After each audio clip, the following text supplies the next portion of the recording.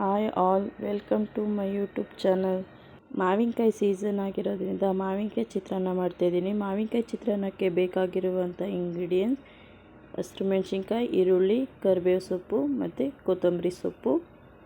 Next ಇಲ್ಲಿ ಎಣ್ಣೆ, ತುರಿದಿರೋಂಥ ಮಾವಿನಕಾಯಿ, ಕಡಲೆಬೇಳೆ, ಕಡಲೆ ಬೀಜ, ಸಾಸಿವೆ, ಕಾಯಿ ತುರಿ, ರುಚಿಗೆ ತಕ್ಕಷ್ಟು ಉಪ್ಪು, ಅರಿಶಿನ ಮತ್ತು ಅನ್ನ. ಸ್ಟವ್ ಆನ್ ಮಾಡಿಕೊಂಡು ಅದರ ಮೇಲೆ ಒಂದು ಪಾತ್ರೆ ಇಟ್ಟು ನೋಡಿ ಎಣ್ಣೆ ಹಾಕ್ಕೊಳ್ತಾ ಇದ್ದೀನಿ.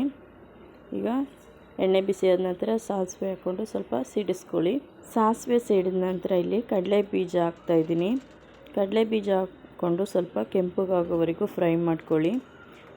ನೆಕ್ಸ್ಟ್ ಇದಕ್ಕೆ ಕಡಲೆಬೇಳೆ ಹಾಕ್ತಾಯಿದ್ದೀನಿ. ಕಡಲೆಬೇಳೆ ಕೂಡ ಚೆನ್ನಾಗಿ ಫ್ರೈ ಮಾಡಿ, ಕೆಂಪಗಾಗೋವರೆಗೂ ಫ್ರೈ ಮಾಡಿ ನೋಡಿ. ಈಗ ಈರುಳ್ಳಿ ಮತ್ತು ಮೆಣಸಿನ್ಕಾಯಿ, ಕರಿಬೇವಿನ ಸೊಪ್ಪು ನಾನಿಲ್ಲಿ ಒಟ್ಟಿಗೆ ಹಾಕ್ತಾಯಿದ್ದೀನಿ. ನೀವು ಬೇಕಾದ್ರೆ ಸಪ್ರೇಟಾಗಿ ಹಾಕ್ಕೊಳ್ಳಿ ನೋಡಿ. ಈಗ ಚೆನ್ನಾಗಿ ಫ್ರೈ ಮಾಡ್ತಾ ಬರಬೇಕು. ಈರುಳ್ಳಿ ಸ್ವಲ್ಪ ಕೆಂಪಗಾಗೋವರೆಗೂ ಫ್ರೈ ಮಾಡ್ಕೊಳ್ಳಿ. ಚೆನ್ನಾಗಿ ಫ್ರೈ ಮಾಡ್ತಾ ಇರುವಾಗ ಈಗ ಮಾವಿನಕಾಯಿ ತುರಿನ ಹಾಕ್ಕೊಂಡು, ಮಾವಿನಕಾಯಿ ತುರಿ ಹಾಕಿದ್ಮೇಲೆ ನೀವು ಲೋ ಫ್ಲೇಮಲ್ಲೇ ಇದನ್ನ ಫ್ರೈ ಮಾಡ್ಕೋಬೇಕು. ಹೈ ಫ್ಲೇಮ್ ಇಟ್ಕೊಂಡ್ರೆ ಅದು ತಳ ಹಿಡಿಯೋ ಚಾನ್ಸಸ್ ಇರುತ್ತೆ. ಹಾಗಾಗಿ ನೀವು ಲೋ ಫ್ಲೇಮಲ್ಲೇ ಮಾಡ್ಕೋಬೇಕು. ಇದನ್ನು ನೋಡಿ ಚೆನ್ನಾಗಿ ಎಲ್ಲ ಕಡೆ ಮಿಕ್ಸ್ ಮಾಡ್ಕೊಳ್ತಾ ಇರಬೇಕು. ನೋಡಿ ಪಾತ್ರೆಗೆ ಅಂಟುತ್ತಾ ಇದೆ, ಅದು ಅಂಟದೇ ಇರೋ ಹಾಗೆ ಚೆನ್ನಾಗಿ ಮಿಕ್ಸ್ ಮಾಡ್ತಾ ಬರಬೇಕು ನೋಡಿ. ಈಗ ಇದಕ್ಕೆ ಅರಿಶಿಣ ಹಾಕ್ಕೊಂಡು ಸ್ವಲ್ಪ ಫ್ರೈ ಮಾಡ್ಕೊಳ್ಳಿ. ಚೆನ್ನಾಗಿ ಮಿಕ್ಸ್ ಮಾಡ್ಕೊಂಡ್ಮೇಲೆ ಇದಕ್ಕೆ ರುಚಿಗೆ ತಕ್ಕಷ್ಟು ಉಪ್ಪು ಕೂಡ ಆ್ಯಡ್ ಮಾಡ್ಕೊಳ್ಳಿ.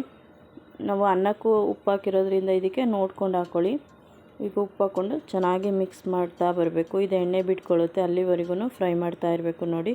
ಈಗ ಲಾಸ್ಟ್ಗೆ ಕೊತ್ತಂಬರಿ ಸೊಪ್ಪು, ಕಾಯಿ ತುರಿನ ಹಾಕಿ ಚೆನ್ನಾಗಿ ಮಿಕ್ಸ್ ಮಾಡ್ಕೊಳ್ಳಿ. ಜಾಸ್ತಿ ಏನು ಫ್ರೈ ಆಗೋದೇನು ಬೇಕಾಗಿಲ್ಲ.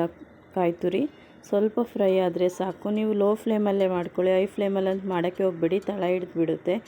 ಚೆನ್ನಾಗಿ ಫ್ರೈ ಮಾಡ್ತಾ ಬಂದರೆ ಆ ಹುಳಿ, ಖಾರ ಎಲ್ಲ, ಉಪ್ಪು ಎಲ್ಲ ಚೆನ್ನಾಗಿ ಮಾವಿನಕಾಯಿ ತುರಿಗೆ ಚೆನ್ನಾಗಿ ಹಿಡ್ದಿರುತ್ತೆ. ಅದಕ್ಕೋಸ್ಕರ ಚೆನ್ನಾಗಿ ಫ್ರೈ ಮಾಡಿ ನೋಡಿ. ಎಣ್ಣೆ ಬಿಡ್ತಾ ಬರ್ತಿದೆ, ನಾವು ಚೆನ್ನಾಗಿ ಹುರ್ಕೋಬೇಕು ಇದನ್ನು ನೋಡಿ. ಎಣ್ಣೆ ಬಿಟ್ಕೊಂಡಿದೆ ಅಂದರೆ ರೆಡಿಯಾಗಿದೆ ಅಂತ ಅರ್ಥ. ಈಗ ಗೊಜ್ಜು ರೆಡಿಯಾಗಿದೆ. ಈಗ ಇದಕ್ಕೆ ಅನ್ನನ ಆ್ಯಡ್ ಮಾಡಿಕೊಂಡು ಫುಲ್ ಮಿಕ್ಸ್ ಮಾಡ್ಕೊಳ್ತಾ ಬರಬೇಕು.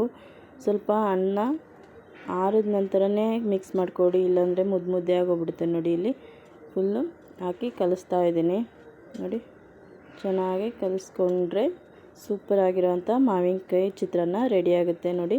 ಫುಲ್ ಮಿಕ್ಸ್ ಮಾಡ್ತಾ ಇರಬೇಕು, ನೋಡ್ಕೊಂಡು ಮಿಕ್ಸ್ ಮಾಡ್ಕೊಳ್ಳಿ ನೋಡಿ. ಎಷ್ಟು ಚೆನ್ನಾಗಿ ಉದುರಾಗಿ ಬಂದಿದೆ. ಮಾವಿನಕಾಯಿ ಚಿತ್ರಾನ್ನ ರೆಡಿಯಾಗಿದೆ. ಈಗ ಸರ್ವ್ ಮಾಡೋಣ.